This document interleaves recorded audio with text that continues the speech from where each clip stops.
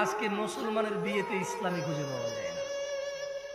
আজকে মুসলমানের পড়ালেখার বিদ্যালয়ে ইসলাম খুঁজে পাওয়া যায় না।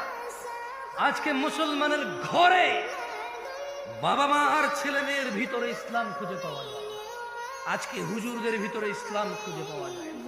ইউটিউবার বক্তাদের বক্তব্য জনসম্মুখে প্রচার করে মানুষকে দিন শিখানোর এক নৈতিক ও এক কঠোর এবং বিশাল লাভজনক দায়িত্বে যারা নিয়োজিত, যারা নিজেরাই এই দায়িত্ব নিয়েছে, কেউ ওদের বলেনি তুমি ভিডিও করে ছাড়ো আমার ভিডিও ইউটিউবে। নিজে নিজে দায়িত্ব নিয়েছে দিন প্রচারের, অথচ প্রচার করে শুধু যতটুকু ভেজাল, যতটুকু ভুল, যতটুকু বেশি মানুষ দেখবে ততটুকু, যতটুকু ইসলাম অতটুকু নয়। বক্তা এমন বক্তব্য দেয় যে বক্তব্যের শ্রোতা ঠিক বলবে, ও জিজ্ঞেস করবে ঠিক কিনা, ব্যাস।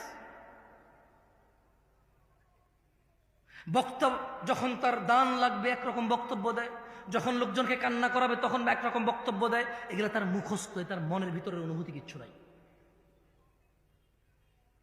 আমি এখানে ওয়াজ করতে আসছি, আপনারা শুনতে আসছেন।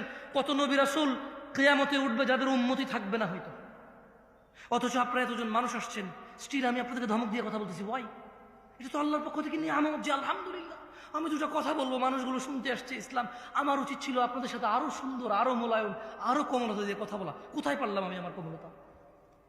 মনে হচ্ছে যেন আপনারা আসছেন এটা ঠেকায় পড়ছেন। আমি এক বেটা আসছে কই থেকে বিমানে চড়ে, আমি কোথায় আমার নম্রতা? আমি তো আসলে শঙ্কিত আমাকে নিয়েই। আপনাদের কি ওয়াজ করবো আমি আমাকে নিয়েই চিন্তিত। আল্লাহ তাআলা আমাকে ক্ষমা করুক, আপনারা আমাকে মাফ করে দিন যদি ধমক দিই আমি আপনাদের। আমি হয়তো কথা বলার ফ্লো, আমার হয়তো স্বভাবগত জাত একটু চঞ্চল, আমি ভাই বুঝছেন, হাত পা নড়ে চড়ে, মাথা মুথা গরম হয়ে যায় যখন উল্টাপাল্টা কিছু, মানে বাস্তবতার হাদিস একরকম, কোরআন একরকম, একটু গরম হয়ে যায়। আমি এর জন্য আন্তরিকভাবে ক্ষমা চাই। আপনারা আমার ভাই, আপনারা আল্লাহকে ভালোবেসে আসছেন, আপনারা নিজেরা টাকা খরচ করে আমাকে এখানে দাঁড় করাইছেন কথা বলার জন্য। এটা কত বড় নিয়ামত আল্লাহর পক্ষ থেকে আমার জন্য, অথচ আমি কিনা আপনাদের সাথে সুন্দর ব্যবহার করতে পারছি না। আমার মনে হচ্ছে যেন আমি মালিক হয়ে গেছি, কিনে ফেলছি আপনাদের। আমি একটা কিছু হয়ে গেছি।